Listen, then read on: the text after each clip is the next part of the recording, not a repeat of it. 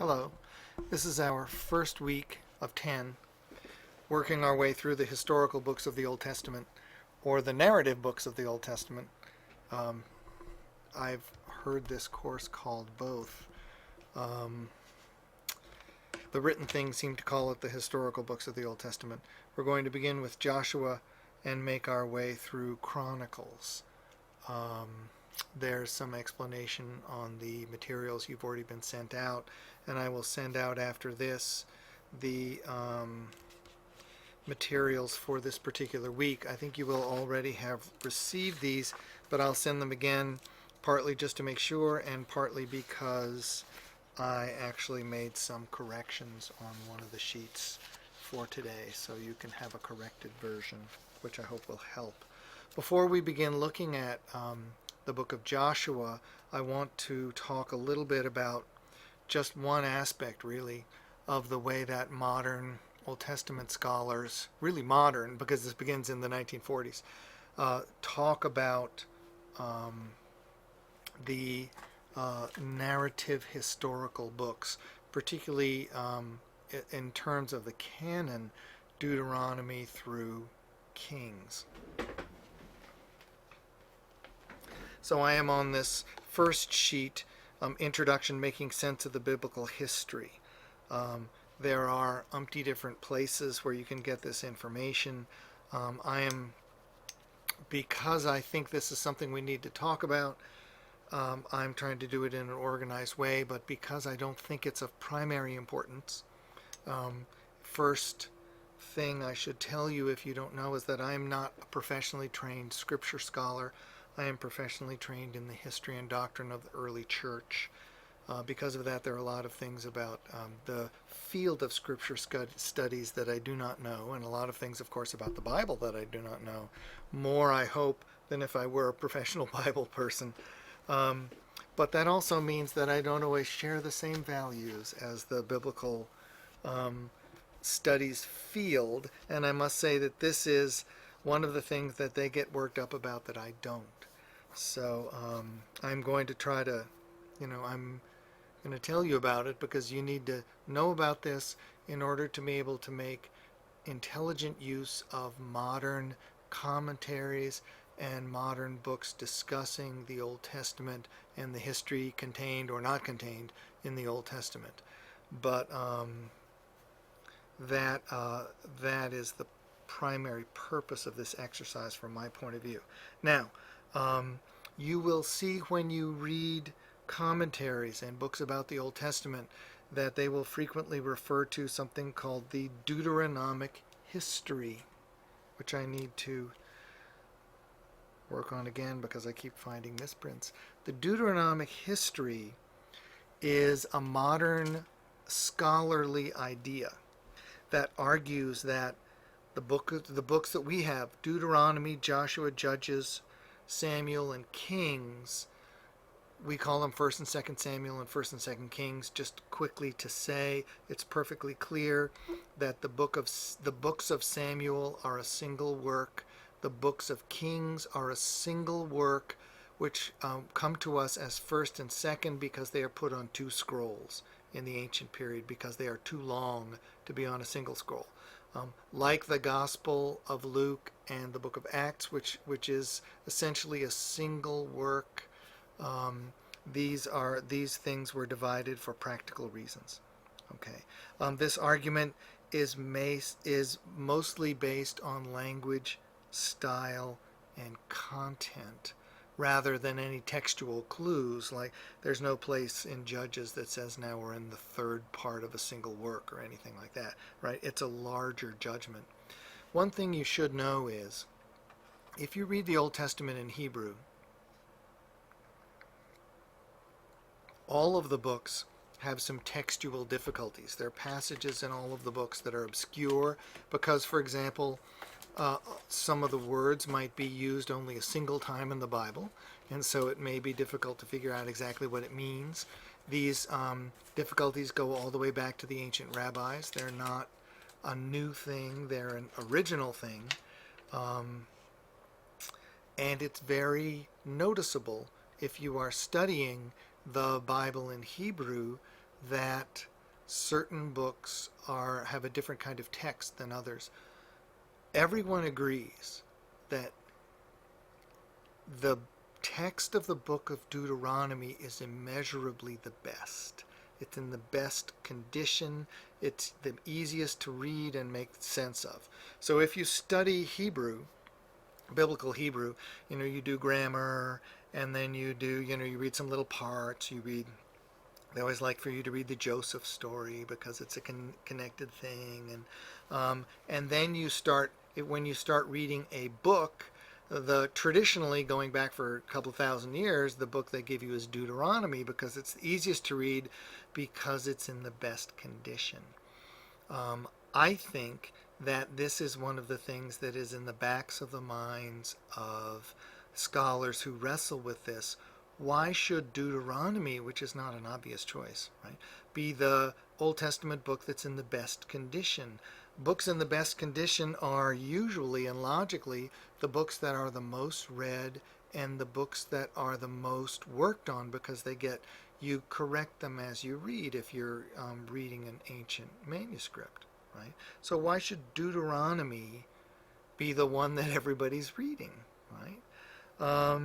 If you were going to choose a law book, I not being a rabbi nor Jewish, would choose Leviticus, right? If you're going to choose a book from the Torah, I would choose either Genesis or Exodus as being the obvious one to work on the most. If you're choosing a history book, I wouldn't choose Deuteronomy. I like Samuel, so I choose Samuel.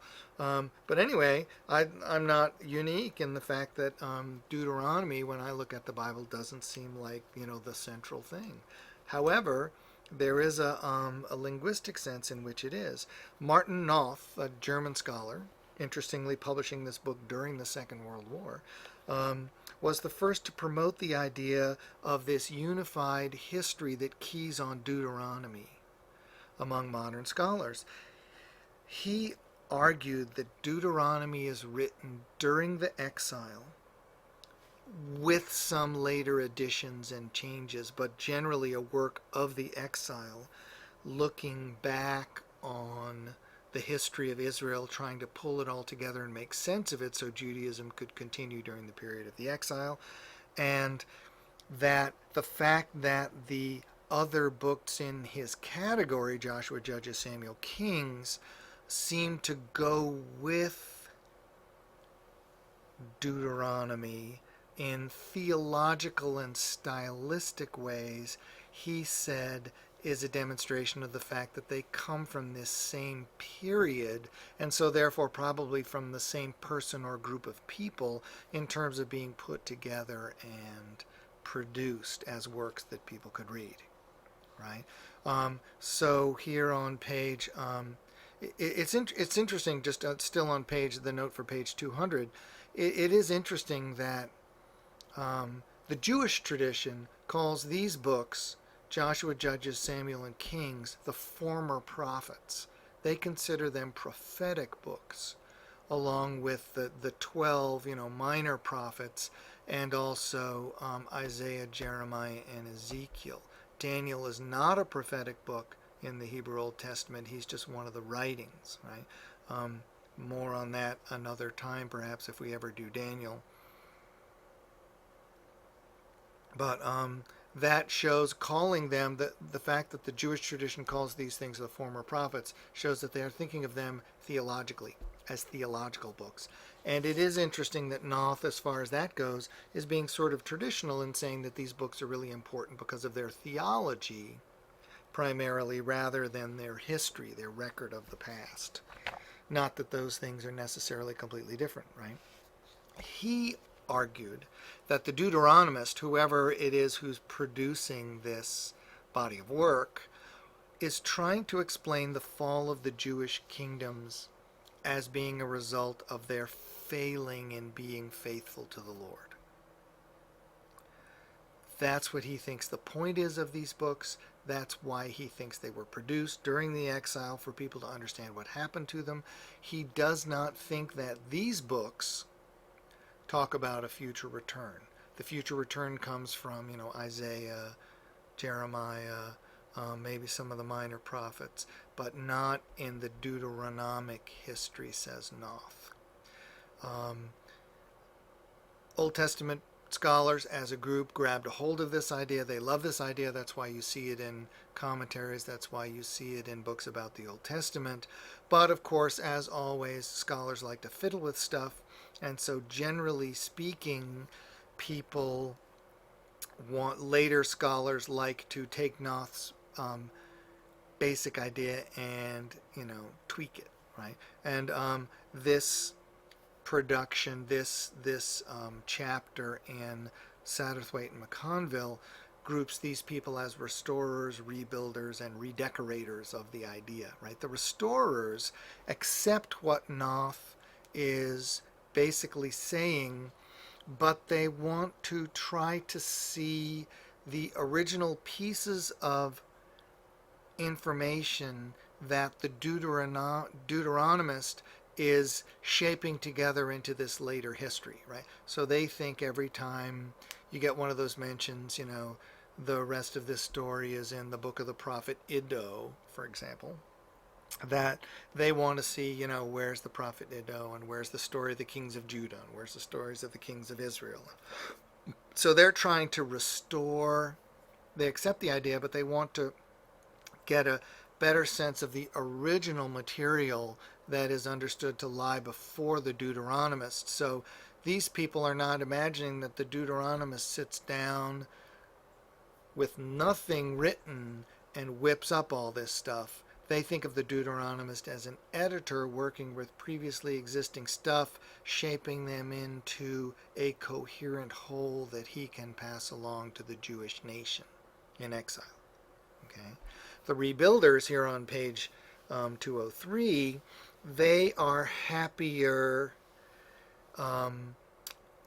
fiddling with different things. Frank Moore Cross, who was at Harvard Divinity School and a very influential scholar in the middle part of the 20th century, suggested that there would have been actually an earlier edition of the material under Josiah, which would be pre-exilic, right, under King Josiah in Jerusalem, and that then after that there would have been a later editing of the material during the exile, agreeing with Noth, which he would think of as Deuteronomy stage 1, Deuteronomy stage 2, right? So he's agreeing with the basic final exilic period, and but wants to say that some of this is earlier. So it's interesting. One of the things to notice is that if you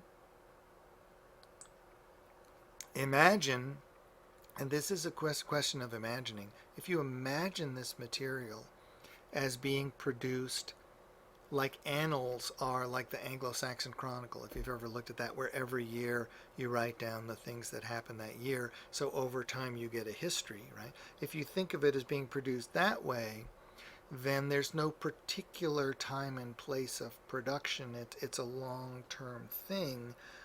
If you want to say, there is a point of view, there's some person producing that, and he probably, right, possibly, it's always possible to be she, but probably he is producing it because this is what he's thinking and this is what he's trying to say, which is what Noth is saying, right? It's during the exile, the guy is putting the stuff together to try to show them that we're in this exile, we're in this bad place because we were not faithful to the Lord, and we got to live with it. That's what the Deuteronomist is saying as far as Noth is concerned. Cross wants to have that present in his imagining, but he wants to say, well, a bunch of this stuff comes from earlier under Josiah, who was a restorer, as we will see later. Scholars like this, just like with Q, where you can buy a critical edition of Q, where there are different versions of the text in its different editings over time, and so scholars love to do this kind of stuff.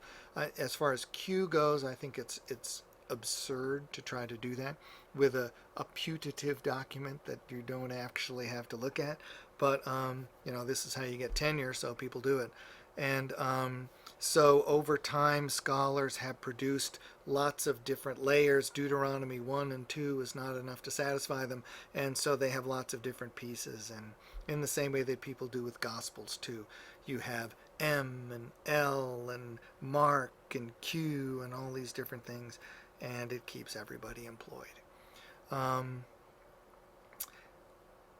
I don't want to be completely dismissive of this. What these people are trying to do is to explain how we end up with the writing on the page that we are looking at, which is an interesting question and one very much worth thinking about. The question is, how much information does the page you're looking at actually provide for you to make these kinds of decisions? That's the sort of thing which is, of course, unanswerable. In other words, everyone can have his own response to that question, but there's no way to demonstrate that your response to the question is the correct response.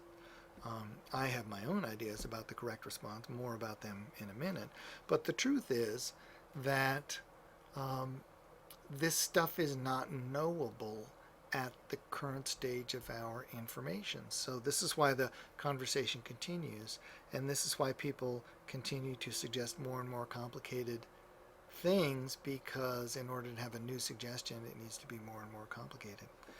Excuse me, I'll try to close that door for you.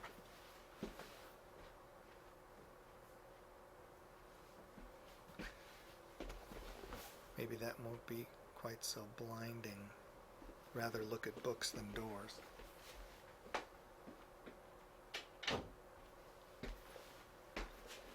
But that's just me. I like books and I don't really like doors that much. Okay. Redecorators, as they call them, accept his basic approach but try to give it a new look. They try to fiddle with it to give what they think will be a better and more dependable sense of what's really working.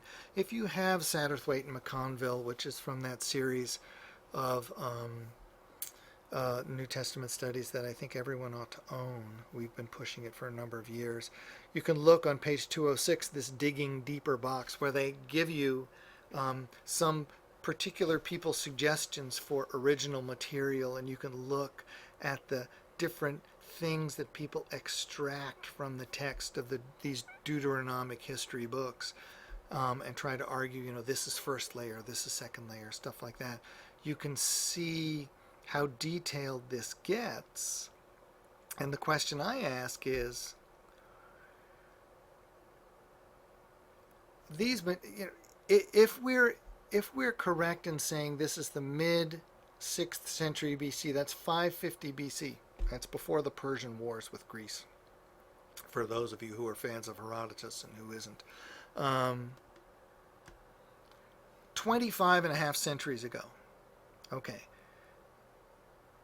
Is it reasonable to think that you can do this kind of stuff in this sort of detail with material that comes from so far in the past, and the only way that we get this material is as in these unified whole books in the Hebrew Bible, Joshua, Judges, Samuel, Kings? Does it make sense to think that you are going to be able to redivide that material into groups that actually existed in the past when there is no particular evidence in the text that any of these groupings ever actually existed, let alone that they existed in the form that you're giving them? That's the question that I suggest we need to think about. Okay.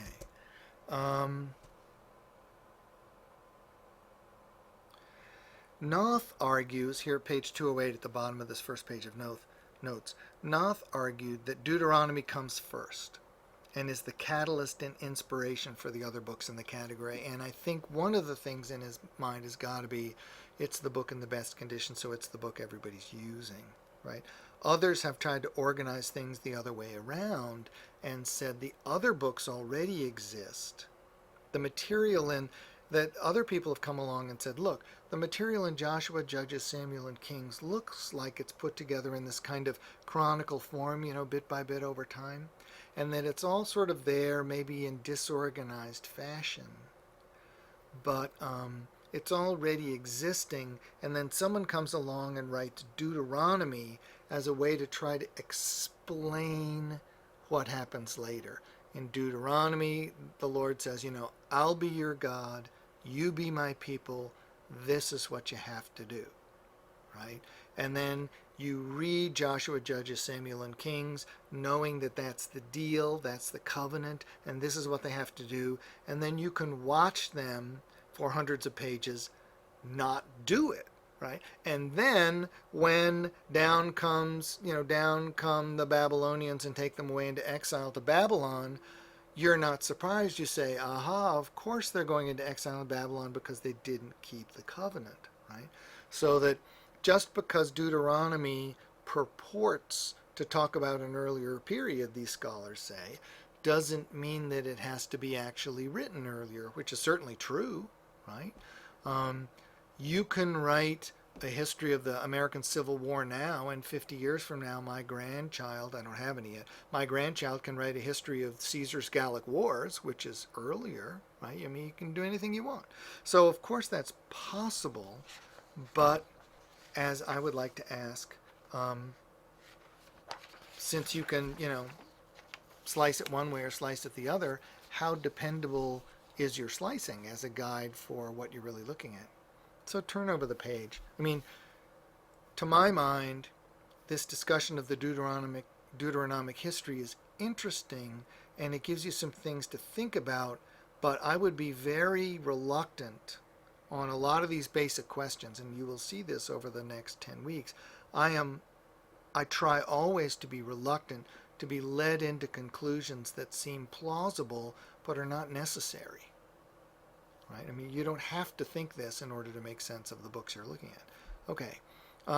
So, at the top of the second page of notes, all of these scholars in these different groups, including Noth, who is long dead, but is still in the argument, right, agree on taking Deuteronomy through Kings as a literary unit, right, saying these books are grouped together more closely than other books in the Old Testament. Okay. They're echoes from one book to another, which are very easy to notice. You will notice them as we read through these things. The similarity of treatment, the similarity of what you could call the author's point of view in all these books is quite strong, right? They all fit together very well. You don't end First Samuel, or you don't end Second Samuel, turn to Kings, and it's like, oh, a slap in the face, now we're in a completely different world, right? They're all from the same point of view with the same kinds of stuff going on, right? So they fit together well as far as that goes.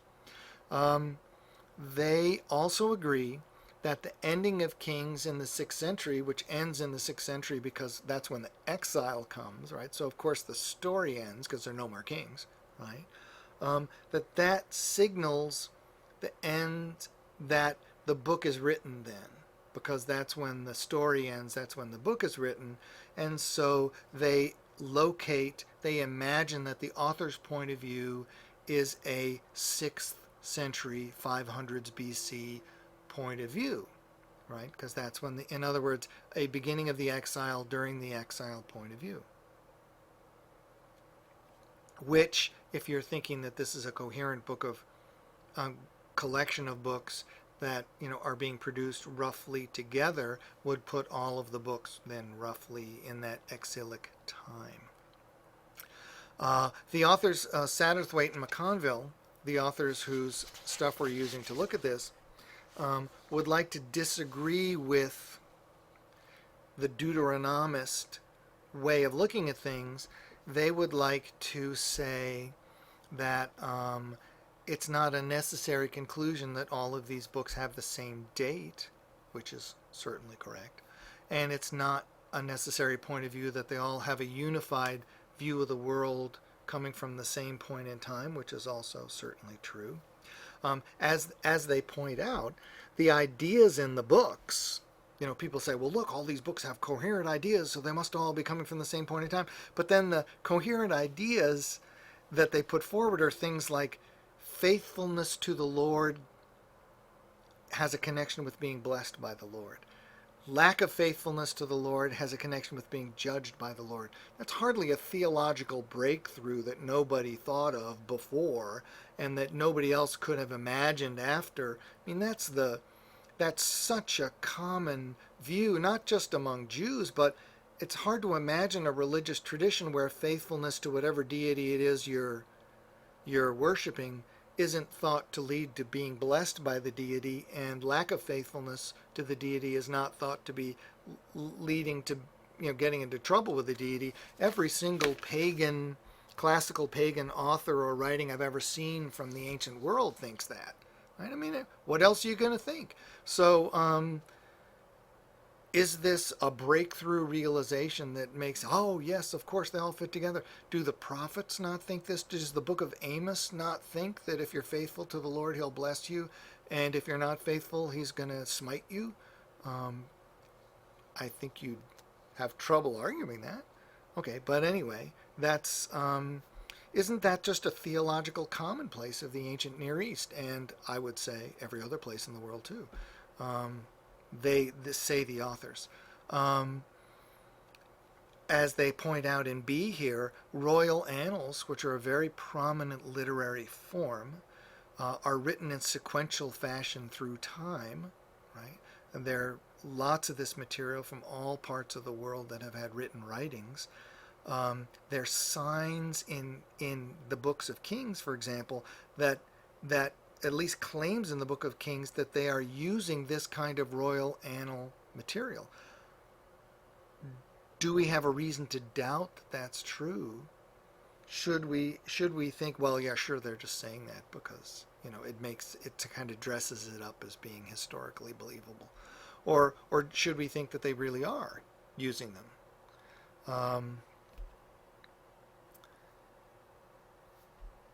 How much is it worth that the vocabulary and style in all of these books is the same? First of all, cannot authors use style as they want? The example that always comes to my mind is the kind of fake King James English that Joseph Smith writes the Book of Mormon in, which Mormons think is proof of its, antiquity or something. But it's pretty clearly, the writing of someone who's read a lot of King James, and anyone in the province who goes to church could write a book in the style of the King James Bible. We hear it all the time, right? Does that mean that if we did, then in 2,000 years, would people think it was written in 1611? Some of them might. I don't know. As they also point out in D, and this is the kind of thing that's worth thinking about. If you assign material to different sources based on the point of view it contains, right? If somebody says something bad about the Babylonians, therefore that's, B. And if someone says something bad about the Edomites, that's E. That requires that you imagine the author of any particular passage as only being able to talk in one kind of register. No one can say anything ironically like, boy, those Edomites, aren't they terrible, and not mean it, right? And nobody can use more than one point of view or style. But we know that every author of any kind of capability at all uses multiple styles. Right? Anyone who's ever written an email or 10 emails in a row, some are serious, some are formal, some are informal, some have jokes, right? Is that kind of writing beyond the grasp of the people who are producing the Deuteronomic books? Maybe you have to imagine that if you're being too strict about this style, unity of style requires singleness of author.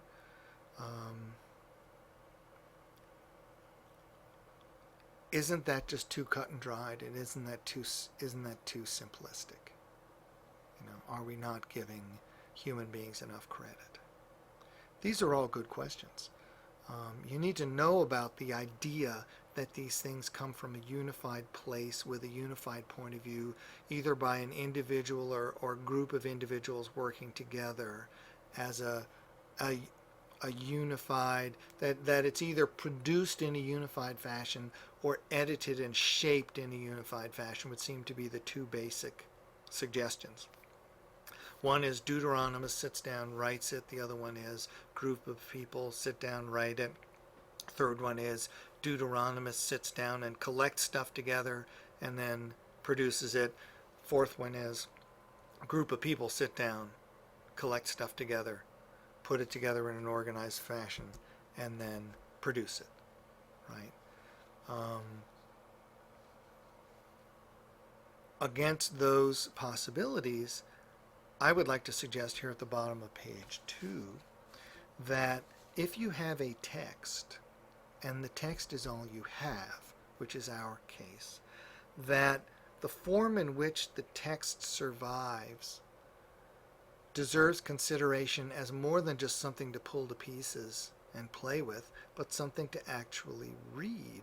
Right? There's a lot of this going on in biblical studies in the last 50 years, canonical interpretation. Understand it as part of the canon, understand it as a unified whole. Okay? Because we know that these cultures had oral traditions of history, storytelling, passing things down like prophetic utterances, stuff like that, I think any explanation of texts that survive to us that imagine purely textual interplay, right? You've got a copy of this, you've got a copy of that, you sit down and make a copy of something else using those things, that those are not sophisticated enough to be taken seriously. It's my basic argument against things like Q. It's not imaginative enough. It's not too imaginative, it's under-imaginative, right? And it's also not historically sophisticated enough. We know more about the culture than this way of looking at things seems to imagine. And thirdly, I always think if the evidence does not lead you to a conclusion, then as a student of the material, you should be humble enough not to come to a conclusion, right? When I teach Bible study, if someone says to me, when do you think the Gospel of John was written, Father? When do you think the Gospel of Mark was written, Father? The answer to both those questions for me is, I think we do not know. I have lots of opinions about all this stuff, but so what? Everybody has opinions, right? I don't think we know when those things were written, and I don't think we know when these books were written either. And so if someone asked me, when do you think they're written, I would say, I don't think we know. Rather than, I mean, you can make a case for a lot of different times, and I could make a lot of different cases for a lot of different times. But so what? Everyone can. Then I gave you a page of stuff to read. After you read this, I'll give you more. There's lots of stuff to read. Okay, let's look quickly at these two maps that I sent to you along with the introductory material. We're going to talk more about, we're going to start talking about Joshua, but we're going to talk more about the historical value of things. And in order to do that, you need to know some basic facts about what we know about history that are not always clearly expressed. So here I'm looking at what is called Map 1, okay? And it's got the Sea of Galilee, the Dead Sea, a whole bunch of little triangular shaped things on both sides of the Jordan River, and then down in Edom in the south, that's Edom and Moab, right? Down to the lower right, or as we would say, the southeast of the Dead Sea, okay?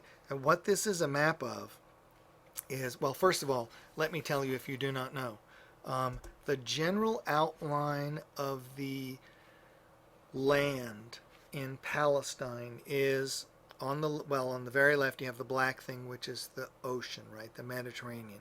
Then you have a coastal plain, which is quite flat, running right along the coast, A few miles inland, a lot of places not very many miles, maybe 8 or 10 miles inland, the land starts to rise up. It goes up into foothills. There's some ridges, and it can get relatively high, which is not, you know, nobody from the west of the United States would think that these were big, maybe 1,000 feet, right? And then it dips down into the Jordan River Valley, which is quite steep.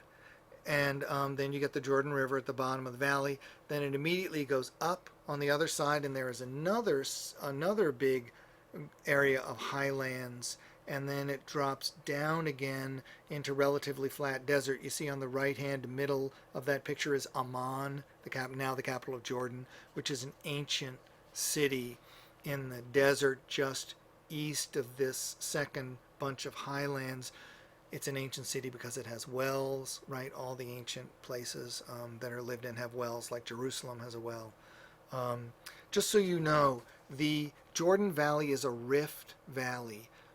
If you ever did plate tectonics in high school, there is a plate that runs right along the eastern shore of the Mediterranean, which pretty much ends under the Jordan Valley, and there's another plate that goes that begins right at the Jordan and goes to the east, right? So these two push up against each other, and and then the land rises up, the water runs down the middle, and that's why, because of these things pushing up, that's why the Dead Sea is a dead end and the water runs into it and doesn't go out, because it's got highlands all around from these things pushing up against each other.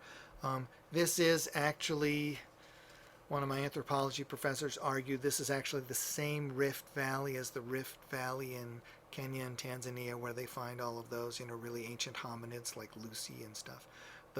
What's that called?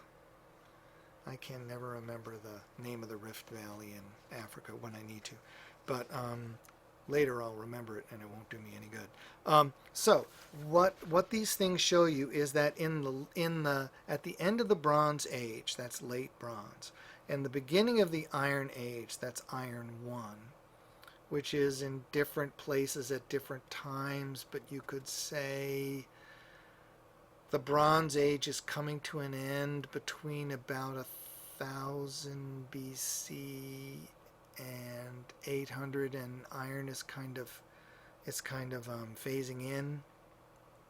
Boy, is that rough. There are all of these little triangles mark places where people have discovered settlements on hilltops in these hilly areas. Okay, so in other words, these are places in the hills in the early period of this. Joshua and Judges are it's the end of the Bronze Age and iron is beginning. So that's why, when Sisera shows up with his iron chariots, they're like the latest weapon, right?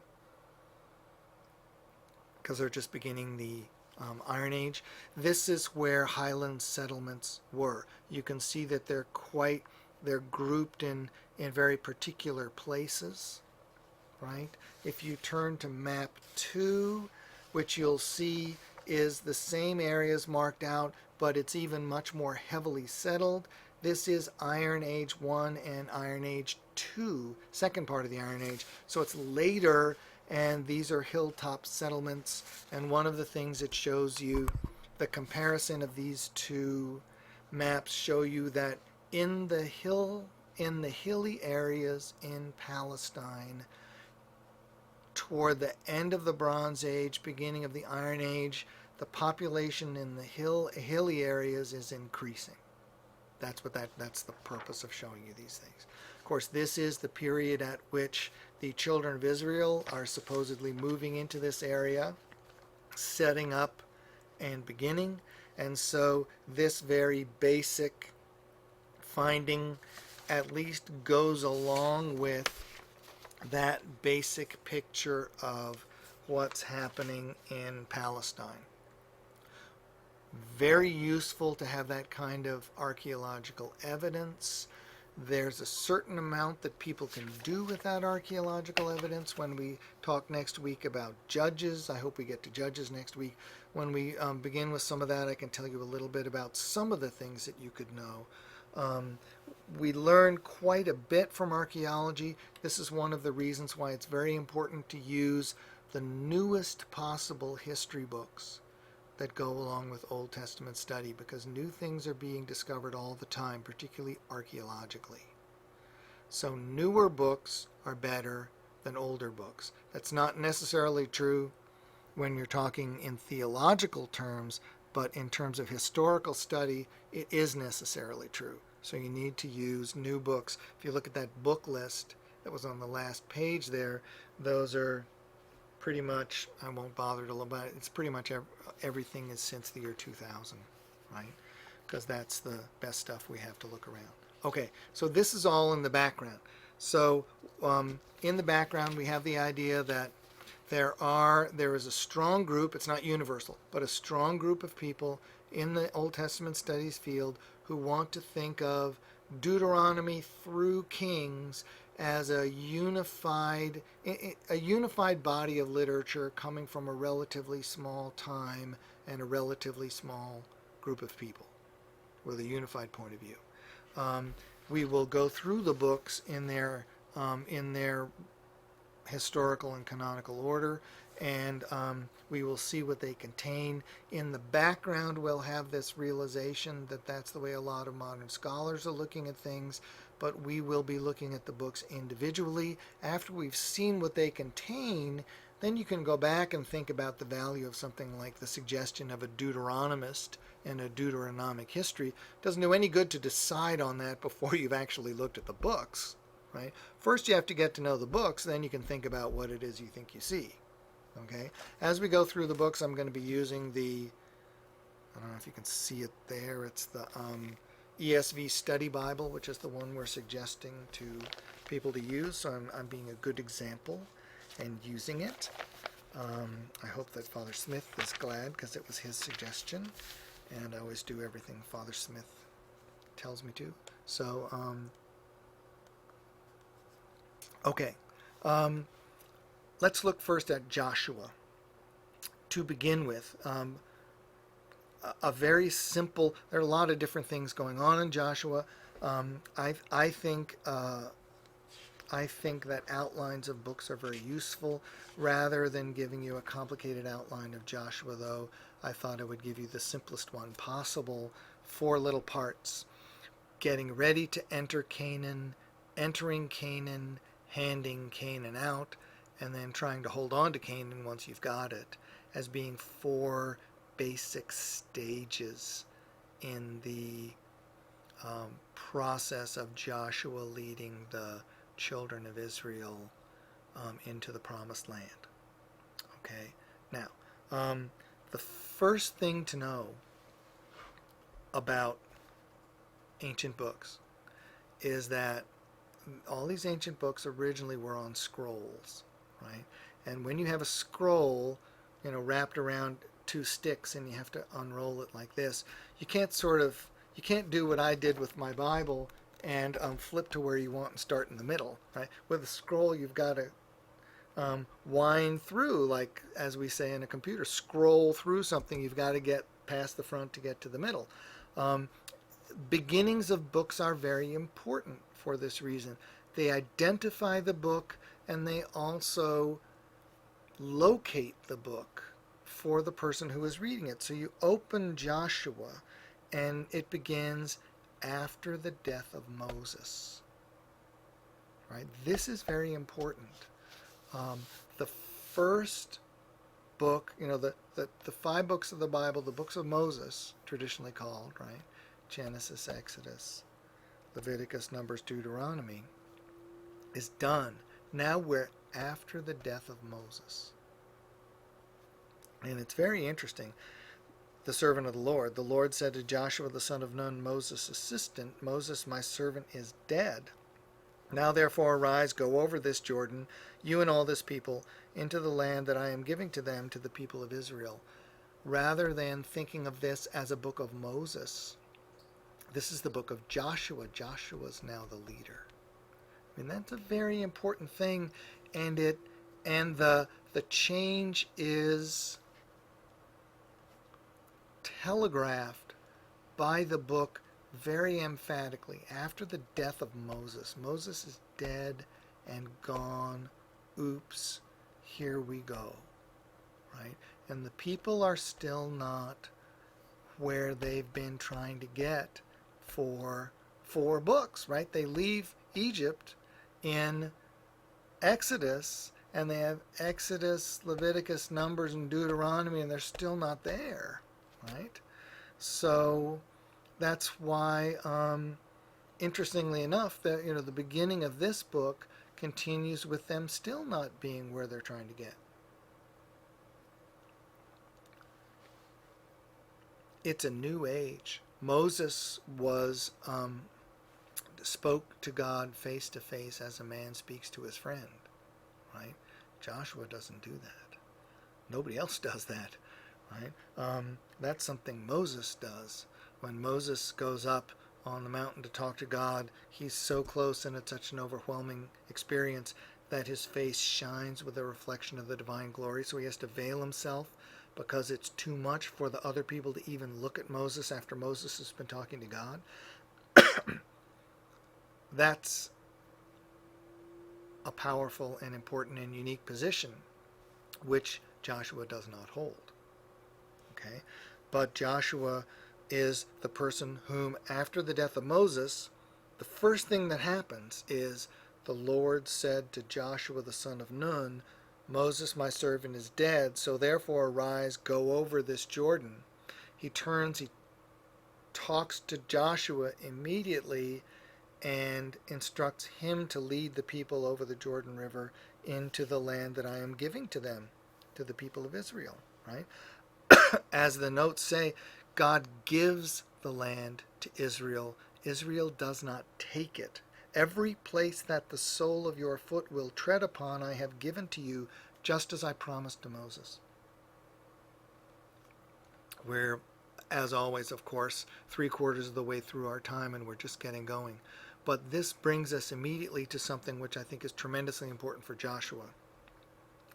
There are 2 ways in which the book of Joshua has very commonly, almost always, I would say certainly in the modern period, been misunderstood by Christian interpreters.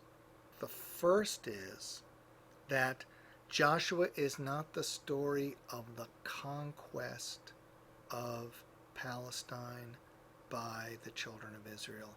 They do not conquer the land, they are given the land. They are not the actors, they are the receivers. They do stuff, they get told to do stuff, and they also do stuff they get told not to do, and they also do stuff that they don't get told about, and they get themselves into trouble, as we will see. But the Lord is the actor, right? That's important.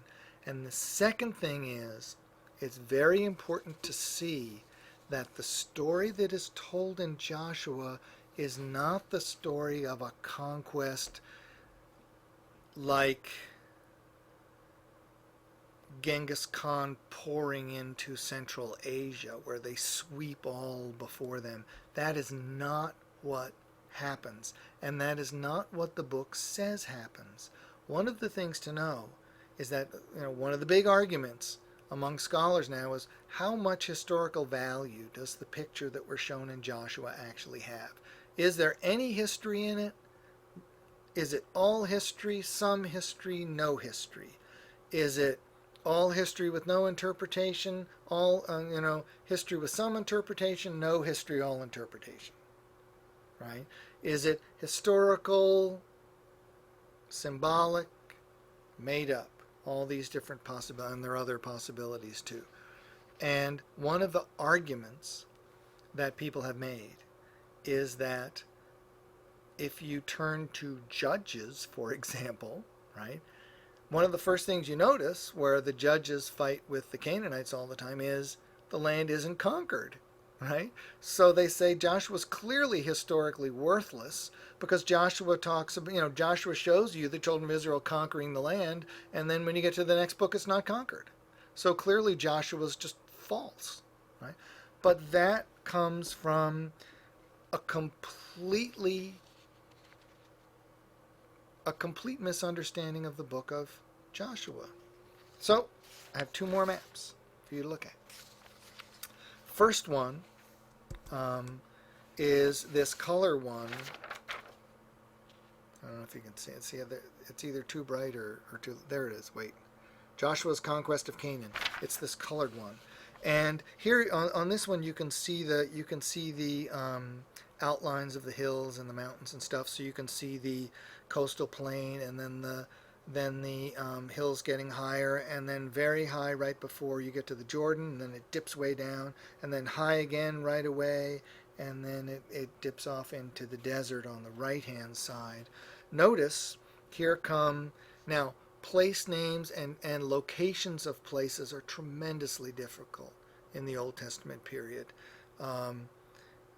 If you're going to have a map, you got to put things, some place names we know, like Jerusalem and Bethlehem, you can go there and we know where they are. Other places really are unknown. Megiddo is known. Many places are unknown or uncertain. They have kind of an idea where they are, but they don't know exactly. But one thing you see here is, here come the children of Israel, this red arrow on the lower right. They come up to Jahaz, then they go up to Heshbon, then they cross over at Jericho. They go around in a kind of semicircle here down to the southwest, and then they go up to the north to Shiloh, and then up along the Jordan River, up into the northern hills, and then they come back. One of the things you see is that the places they go in this book, they do not sweep through the country. They cross over at Jericho, and they are up in the hills in the south, and then they move along in the hill country by the Jordan up to the hills in the north. That is where they are active. So the fighting that takes place is all in the hill country. Here I gave you this other map, Conquest of Canaan. If I can, it's this one, which also has color, but not as much. I like the other one because it shows you the hills. I wanted you to see the hills. And here this shows you again. Here they come up to Heshbon. That's still the Exodus. That's Moses is going to die on Mount Nebo. So that's kind of the green is when Moses is there. Then you get the orange, and they come across at Jericho and Gilgal to Ai, and then down to the south, and then up to the north to Hazor, right? It is very important for you to realize, because you can read modern books about Joshua that speak as if the book were telling the story of a complete conquest and subjugation of the Palestine by the children of Israel, and that you cannot find that in the book. It seems perfectly clear to me and lots of other people that people say, well, this is the conquest of Canaan, and that people have an idea of what a conquest is, like the Norman conquest.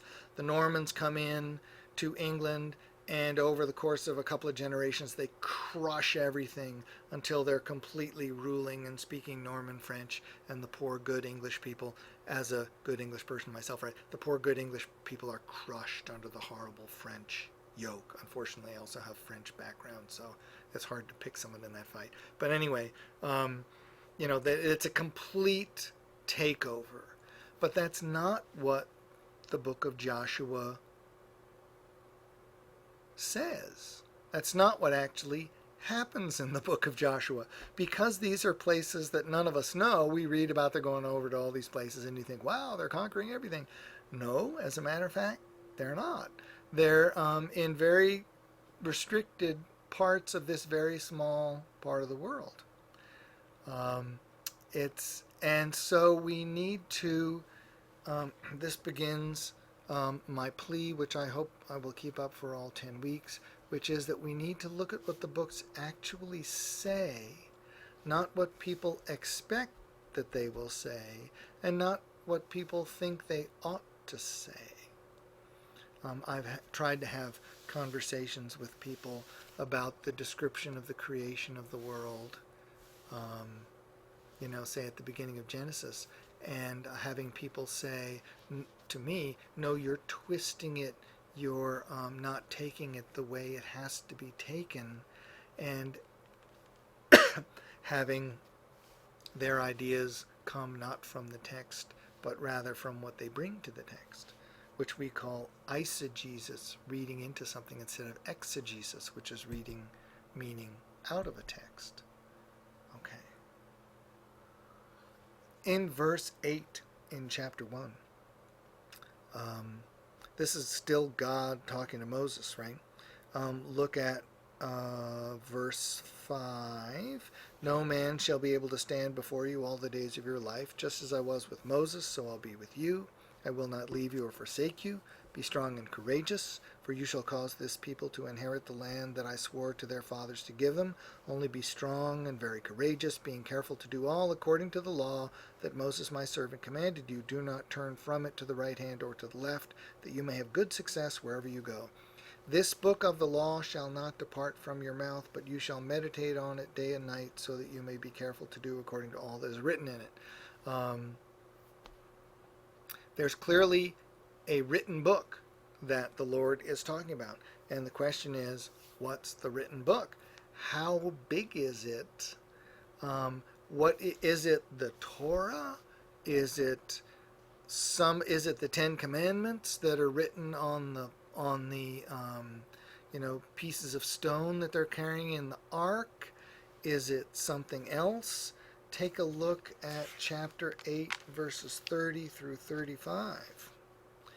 This is Joshua renewing the covenant, says the ESV. At that time Joshua built an altar to the Lord, the God of Israel, on Mount Ebal, just as Moses, the servant of the Lord, had commanded the people of Israel, as it is written in the book of the law of Moses, an altar of uncut stones upon which no man has wielded an iron tool. And they offered on it burnt offerings to the Lord and sacrificed peace offerings. And there, in the presence of the people of Israel, he wrote on the stones a copy of the law of Moses which he had written. That might be the Ten Commandments, right?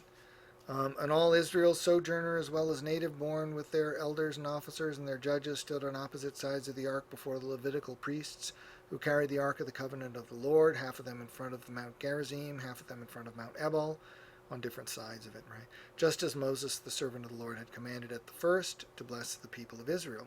And afterward he read all the words of the law, the blessing and the curse, according to all that is written in the book of the law. There was not a word of all that Moses commanded that Joshua did not read before all the assembly of Israel, and the women and the little ones, and the sojourners who lived among them. How large a text is it that he's reading? I mean, the answer, as you know, is that we don't know. If you look at Deuteronomy 7:12 to 15, because you listen to these rules and keep and do them, the Lord your God will keep with you the covenant and the steadfast love that he swore to your fathers. He will love you, bless you, and multiply you. He will bless the fruit of your womb and the fruit of your ground, your grain, your wine, your oil, the increase of your herds and the young of your flock. In the land that he swore to your fathers to give you, you shall be blessed above all peoples. There shall not be male or female barren among you or among your livestock. The Lord will take away from you all sickness and all this kind of stuff. You shall consume all the peoples that the Lord your God shall give over to you. Your eyes shall not pity them, etc. Again, that's another. And if we look at Deuteronomy 11:26, they're all talking about the law, right? Let's see. 11:26 through 32. See, I'm setting before you today a blessing and a curse. The blessing, if you obey the commandments of the Lord your God, which I command you today. And the curse, this is Moses talking, if you do not obey the commandments of the Lord your God, but turn aside from the way that I am commanding you today to go after other gods that you have not known, when the Lord your God brings you into the land that you are entering to take possession of it, you shall set the blessing on Mount Gerizim and the curse on Mount Ebal.